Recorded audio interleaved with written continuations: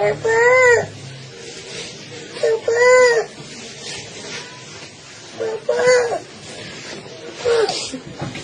पृथ्वीराज, ऐकलंस का? एक भारताचा बेटा शहीद झाला. शहीद झाल्यानंतर त्याच्या छोट्याशा लेकराने पापा पापा म्हणून मारलेली हाक काळजाला पीळ पाडते.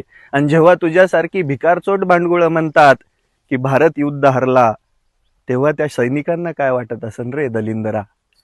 सुधर रे, एका चांगल्या पदावरती. ठीक आहे, मान्य आहे, तुला सरकारला प्रश्न विचारायचा अधिकार आहे, पण त्या सैनिकांच्या क्षमतेबद्दल बोलायचा तुला काय अधिकार आहे? काय अधिकार आहे? कोणत्या? तुम्ही वय झालं की बरळायला सुरू करतात का? अरे तुम्ही या राज्याचे मुख्यमंत्री राहिलेला आहात, संविधानिक पद तुम्ही भोगलेलं आहे. काय बोलावं काय नाही याची अक्कल नाहीये का? बोला ना, सरकारला रोज घोडे लावा, पण सैनिकांबद्दल या भारत देशामध्ये एकाच गोष्टीवरती सर्वात जास्त विश्वास आहे, ती म्हणजे इंडियन आर्मी. या देशामध्ये असणारा तो प्रत्येक जवान जो देशासाठी आपला प्राणाची पण आहुती देतो. तू मरशील का देशासाठी? जाशील का लढायला? नाही जाणार ना. तुझ्या कुठंच दम नाही येतो.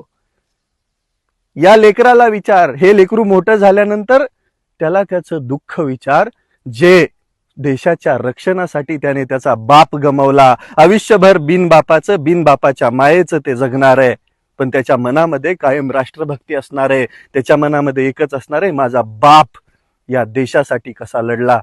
देशाच्या क्षमतेवरती, भारताच्या सैनिकांच्या क्षमतेवरती बोलत असताना विचार करून बोलायचं. तुमच्या नावात जे पृथ्वीराज आहे ना, ते काढून टाका आणि भिकारचोट नाव लावा. तुम्ही काय? तुम्ही पृथ्वीराज असू शकत नाही. तुम्ही शक्यच नाही. तुमच्यामध्ये कोणताच तो गुणधर्म नाहीये जो पृथ्वीराजांमध्ये होता.